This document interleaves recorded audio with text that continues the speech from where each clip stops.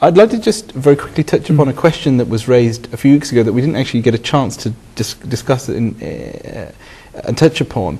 And the questioner raised a question about why is the consumption of pork prohibited in Islam, but they also asked why is the consumption of alcohol prohibited in Islam, and what is the wisdom of the teaching behind that as well.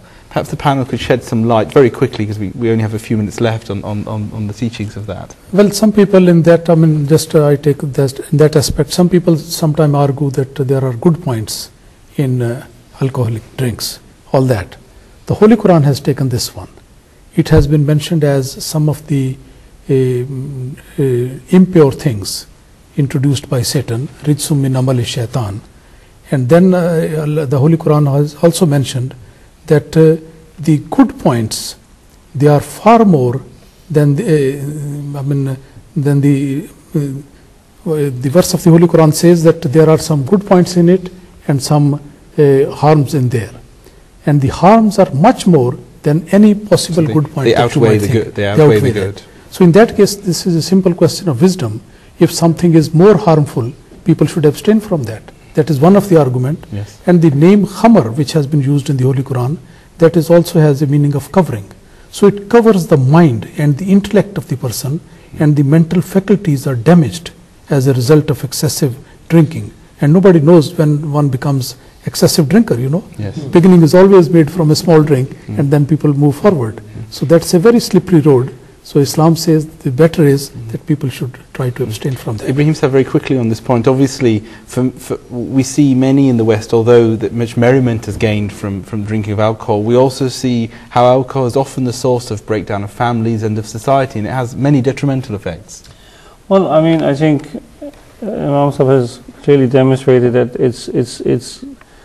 its blessings are smaller than its evil is greater, and that's what you see. You may see young people or any person going out with the intention of having a few drinks, and many times on a daily basis, and particularly in Ireland we're hearing this all the time, the amount of deaths, the amount of injuries, but particularly deaths of young people, 4 o'clock in the morning, 3 o'clock in the morning, who've died simply because of consuming alcohol. Those of you who are listening to the news, one famous singer belonged to this Bizone band who died purely on drinking too much alcohol.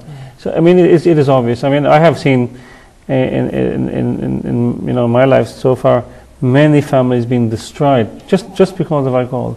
The Holy Quran shows clearly that its teaching is full of wisdom, that it is not beneficial.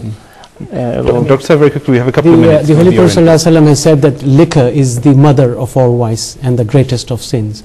And if you want to see a practical example of that, visit any accident and emergency department over a Friday, Saturday or a Sunday, or any police station on a Friday, Saturday, Sunday, and you will see a pictorial example of the damaging effect it has on health and on society as general, and the lawlessness that it emanates from there is there to be seen. So correctly, this backs up the hadith of the Holy Prophet ﷺ, and he has said that liquor is the mother of all vice and leads to all other things. The police people have understood this message of Islam very well. Yes, I think because they have made a rule that drink and drive is a crime. That's right. They're trying their very best. Yes, they are trying their, and this is a good thing, Yeah. So that speaks volumes, just this principle.